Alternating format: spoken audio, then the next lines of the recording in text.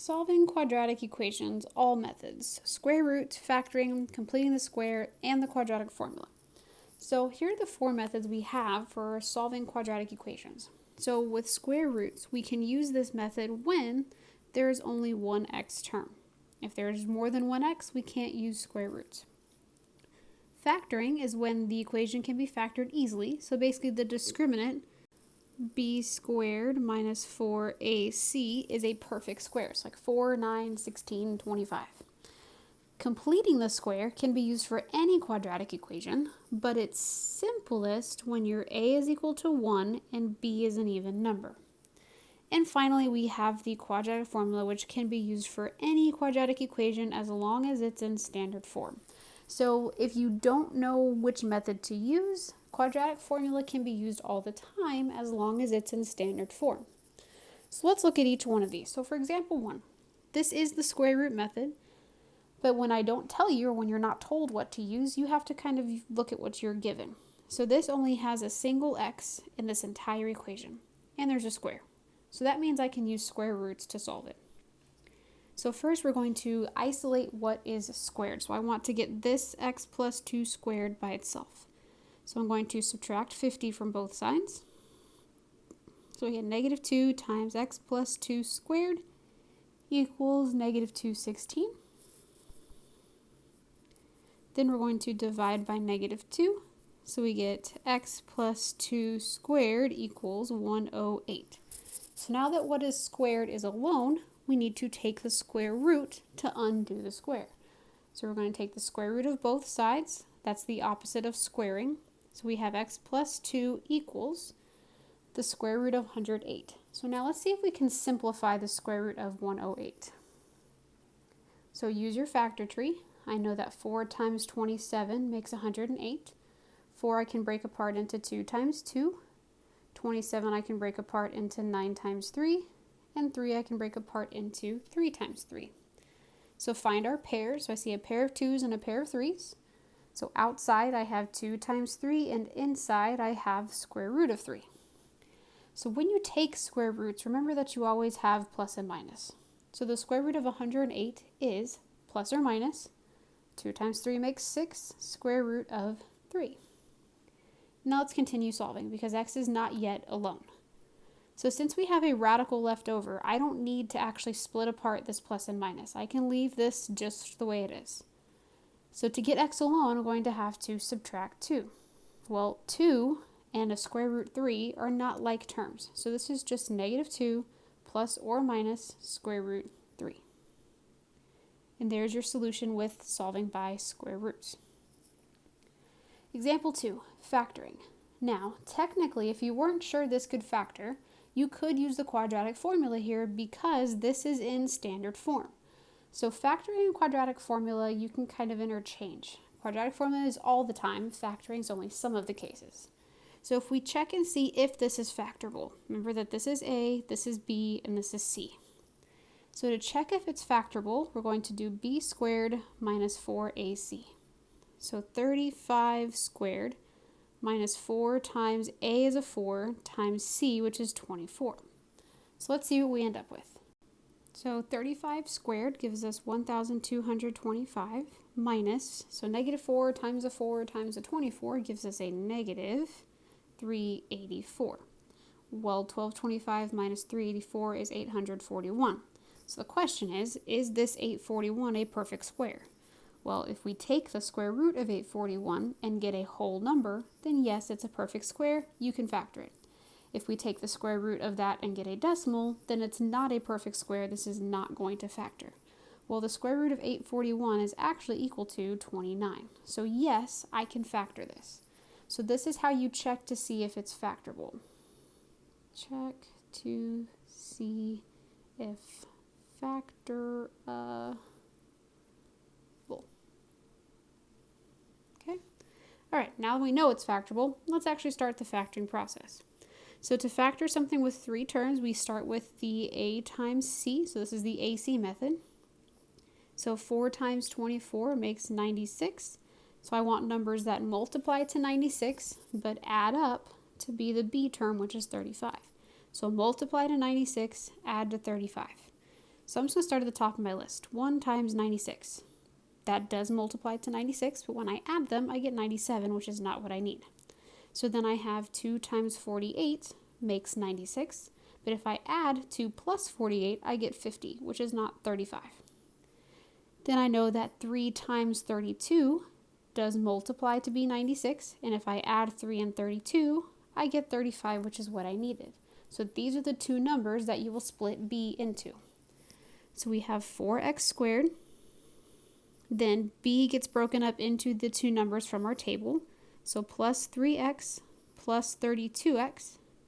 And then drop your c of 24 equals 0. Now that we have 4 terms, we're going to continue by grouping. So we're going to split this guy in half. So 4x squared and 3x, I can divide an x from both of them. So the x comes on the outside, and you're left with 4x plus 3 after you divide. 32x and 24, I can divide an 8 from both of those. That's the highest number I can divide out. 32x divided by 8 makes 4x, and 24 divided by 8 makes 3, equals 0.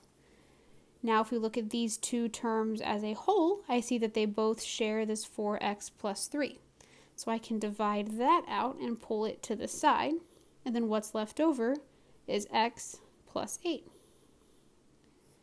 So that's factored. I still have to solve. So the final step in solving by factoring is just taking these two factors and setting them both equal to 0, and then solving individually. So solve for the first x by subtracting 3. So 4x equals negative 3, divide by 4. X is equal to negative 3 over 4. Then on the second equation, solve it by subtracting 8. So x equals negative 8. Example 3, solving by completing the square. So similarly to the quadratic formula, completing the square can be done with any quadratic equation. It has to follow one rule. A has to be equal to 1. That is the only rule that we have to have, is that A must be equal to 1 in order to complete the square. So in this case, I don't have A equals 1. What I will do though, the first thing you always need to do is take the C value and move it over. So add 38 to both sides, and we end up with 6x squared minus 12x equals 48. Basically, you don't want the C value that they're giving you. I want to make my own C value so that this left side will factor nice and pretty, because right now this does not. Well, now I see that I have 6x squared minus 12x equals 48. I need your A to be a 1. Well, to make it equal to a 1, I'm going to have to divide by 6. I can't just do one thing though. If I'm going to divide by 6 for one term, I have to do it for all of them. So these 6's make a 1. Negative 12x over 6 makes negative 2x, and 48 divided by 6 makes 8. So I do this for two reasons. Number 1, A has to be equal to a 1.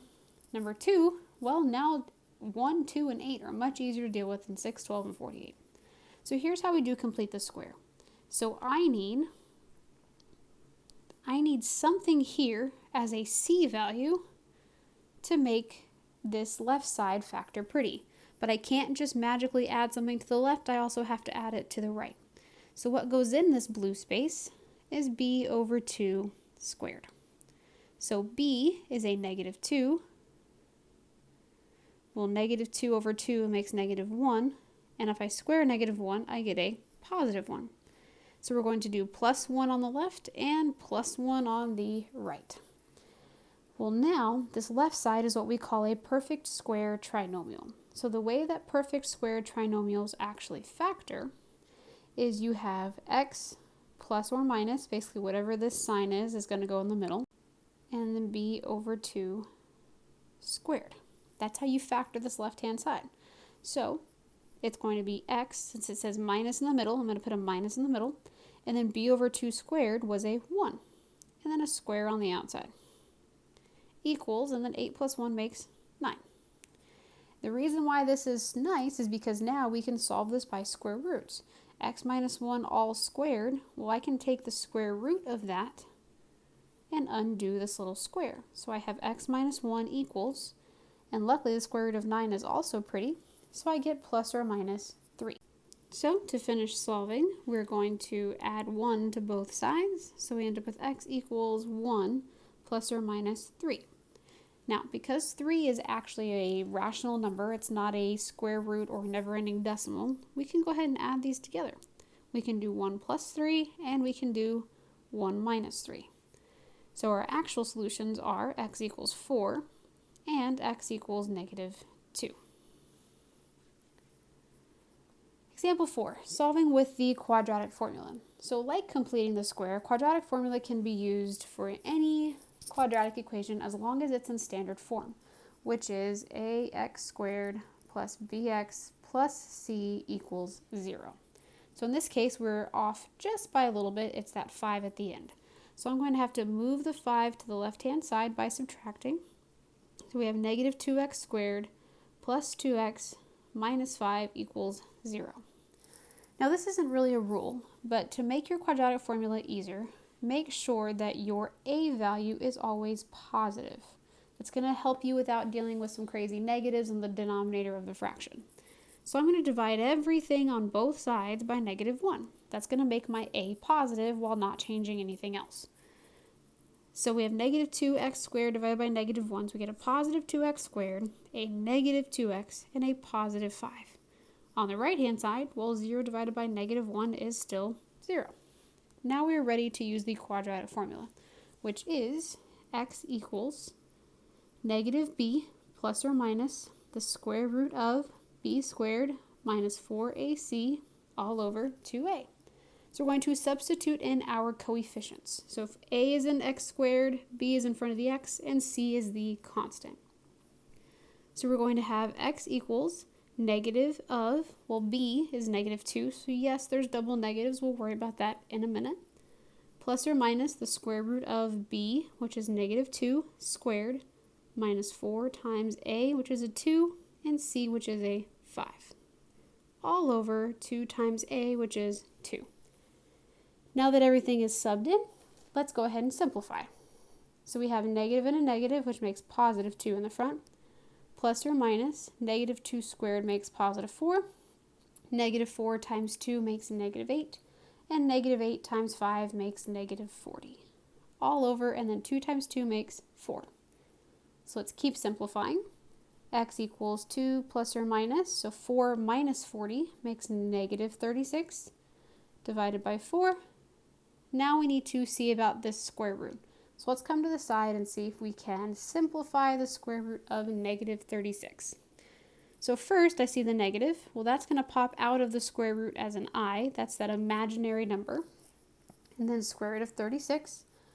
Well, the square root of 36 is just 6. So we have I times 6, which looks funny. So we're going to put the 6 in front of the I, just like we do on variables.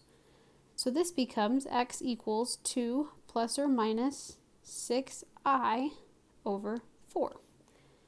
Now, sometimes this is as far as you can go, sometimes you can go further. So in this case, if I look at my 2, my 6, and my 4, I notice that all 3 of those are divisible by 2. So that means I can simplify this giant fraction by dividing by 2 on everything. Now, if this 6 was, let's say, a 9, for example, 2, 9, and 4 are not all divisible by the same number, so you would have to leave it as is. But this one I can actually make simpler. So 2 divided by 2 makes 1, plus or minus. 6 divided by 2 makes 3i.